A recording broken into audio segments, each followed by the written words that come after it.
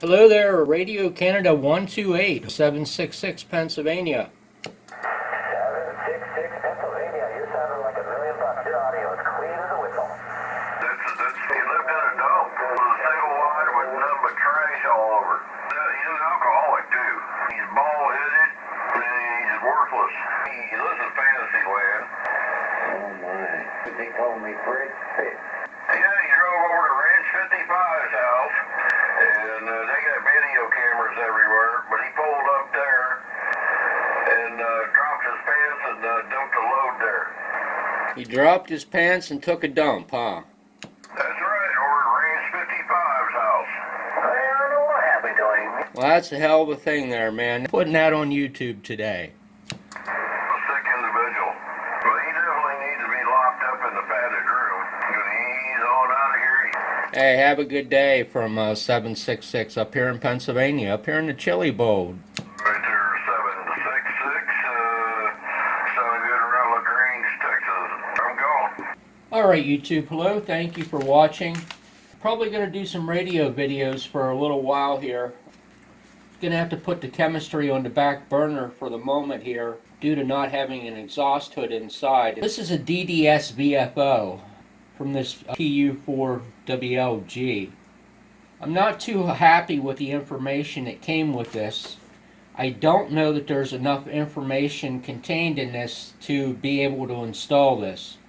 I know that might seem kind of crazy to think about that because there's well over 6 millimeters of pages here. I'm going to give it a go here just because I have nothing better to do. I have a Cobra 142 GTL.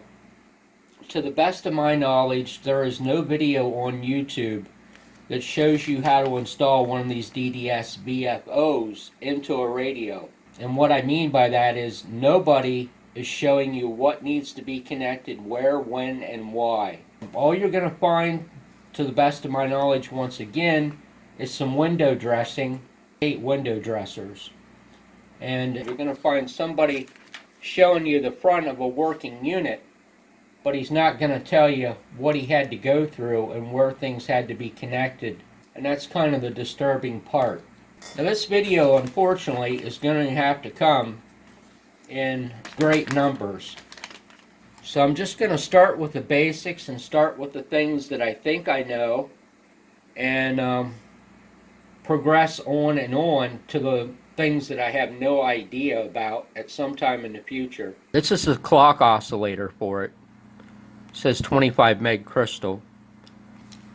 So these are the boards you get with the kit. Now the problem with installing this isn't with the wiring that's on this particular board here. This is fairly cut and dry. The problem is locating and deleting all the components that you do not need in the radio and finding the actual RF connection point or points that you need to connect it. That's where the big gray area is. As I said, I don't know if I can pull this off. If I can't pull it off, it's not going to be a big deal. These kits are like 120 bucks or something I paid for it. And I have a good candidate right here with this Cobra 142 GTL. In that if I get this all in and can't get it to work, it's not going to hurt my feelings too bad. So here's the LCD display. It's probably the most cut and dry piece of the whole project, along with this board. Once you get into this clock oscillator and the connection of it, then things get really, really hairy. Everything's pretty clearly labeled on here as far as what goes where. Here's the encoder to go into the channel selector on the radio. I see that I put a jumper across here, so I must have been able to decipher that at some point from all those countless pages of what I consider to be a lot of frivolous information. Now as far as these sheets go, this is the page here that's really the most useful piece of information in the whole entire packet. And this shows you the connections for this board. Your mode switches for AM, FM, LSB, USB, CW and stuff, and the connections that all go to this board. Right on here we got ground, VCC, SCL, and SDA. which all come over here and attach at this point. It's just missing the ground there.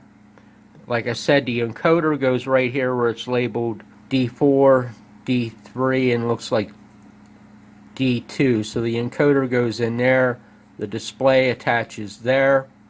There's a lot of what I call frivolous programming information and things that I wouldn't adapt into this. Several what I consider to be useless features, let's just put it that way. So you can't get too caught up in some of this stuff that you read. Now right here's the connections for the AM, the USB, the CW, connections for the mode switch, which are going to go onto the mode switch on the radio. Here's the connections for your SDA, your SCL, VCC, and ground, which are just spliced off of these lines over here. They're common to each other. So there's really not a lot to that. The trouble is finding what needs to come out in the radio. If I can pull this off, I want to make sure that I give you enough information that if you have a Cobra 142 GTL setting in front of you, you will undoubtedly be able to install this. Because the people that are putting this stuff out aren't telling you. And the reason they're not telling you is because they want to make all the money on it. So the very first thing I did was I pulled the PLL out of it. Essentially what's going to happen is some of this area right here is going to end up coming out of the radio, which is all the PLL shit. Some of this can probably actually stay in your oscillators and stuff, but it'll be basically taken out of the circuit when you do disconnections of the PLL and stuff. So this can probably be left in the radio. This is a big gray area though. So I pulled out all the wires for the channel selector, and I'm just going to kind of leave this set right now because there's going to be some more stuff that's going to happen in here. Now this VCO, apparently, and this is a big gray area, you can use the existing VCO in the radio and still connect this up. And that would be the way that I would choose to do this. And I'm not going to get into why that is, but I would try to maintain the radio's VCO if at all possible. They say this can be done if you leave a couple support components in here that are already attached to the VCO, but once again, that's a gray area too. Now, as far as this little oscillator board goes, what happens is you're going to end up installing this down here, probably at the PLL location, once everything is isolated from the paths. It's not going to be any electrical connections per se. It's just going to be a place to set this board. You can end up pulling these grounds, which are all the outside connections. This is clock 2 on the center, clock 1 on the center, and clock 0 on the center. So you can put some leads here and make that fit down into the PLL holes in order to support the board up. That's the only thing it's going to be, is just the support for the board. Per the instructions, the only output that's going to be used on this oscillator board is going to be the clock 0 output. And I'm just going to kind of end that board with that. Now this board here, we're going to need to mount. What I would do in my case is I would pull these cable straps off of there and I would mount this board on the underside. So as I said, I'm starting with all the easy stuff, the stuff that I know for sure, and I'm working my way into the big gray area. Number one is going to be getting the channel selector out of here. Now there's 2, 4, 6, 8 wires that came off that channel selector that came down onto the board here. But the goal is to make sure that we don't pull away the connections that are needed to run the transmit and receive lights. And that's when the schematic has to come in. And I'm working on that right now. And then this here new display is going to have to be set in here at the same height as what that display was. And you're going to have your 4 isolated connections coming off your display. Hopefully these pins here will fall in a location where there's nothing on the back of the board when you drill the holes through, and it kind of looks to me like there will be, because there's all the pads shooting over to the side of the LED pads. And then this is going to have to be spaced up. There's probably going to have to be a spacer put in here to set this up, and then these four here will have to be transferred and made a little bit longer in order to shoot down into that board to give you some type of stability to the display. And 4 points sticking out over here on this side of the board that you can interconnect this back into this main board here. So I'm going to go ahead and pull this LED display out. Now, as I said, this is an old 142 GTL, and it's really not going to tear me up really bad if I get all this stuff installed in there and I can't make it work. It's not going to break my heart. I have to get this schematic printed out, and it's very awkward to do, trying to look at schematics on a damn phone. But I just wanted to see, out of curiosity. There's 4 wires needed to maintain those 2 LEDs for transmit and receive, and 4 wires is exactly what we got there. So all these wires here will come out of that board, this wire will pull out of that board, and these 4 wires will stay in, and then we'll find a nice way to kludge the new LED display at the right height onto this board. Now sometimes, this is something you got to keep in mind when you buy LED or LCD displays or what have you. They always have a filter up here, but sometimes you can remove the filters. Sometimes they got more than one filter. You just never know. But this one has the red filter in it. But that's something you want to keep in mind when you're putting displays in, when you're ordering display colors and this and that, is to pay attention to what's setting up front here. Is it something you can remove? Because sometimes they are. Sometimes they have doubles. Sometimes it works, sometimes it doesn't. And my case in point is kind of this. If you look at the front of this Madison here, you know, somebody might look at that and say, man, that doesn't look right at all. That's not factory. It's not factory. I'm not super happy with it, but I'm not super sad with it. What I had to do was take the lens out of here in order for these LEDs to be the color that they are. What they had was a red filter here in the back, and of course you can't put a blue, amber, white, and red behind a red filter. So I had to make a new sheet of Lexane or what have you in front of it and take the filters out. And when I took the filter out, it took the filter out over this numeric display too. So when you look at it, you can actually see the face of the numeric display. It doesn't look super nice, but you know, it is what it is. That's what I had to do. To the best of my knowledge, this is a white LCD display. That's what I ordered. Whether or not it is, I have no idea. But we will find out when we mount that sucker up there and put it up against a red filter and power it up.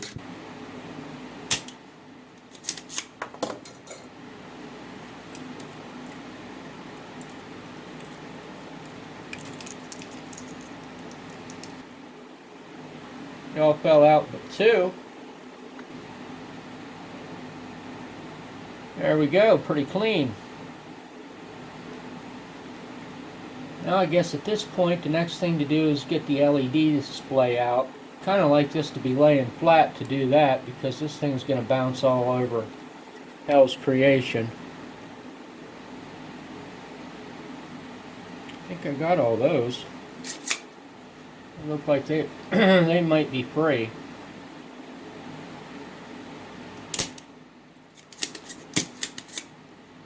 Never underestimate the power of a solder sucker that's clean.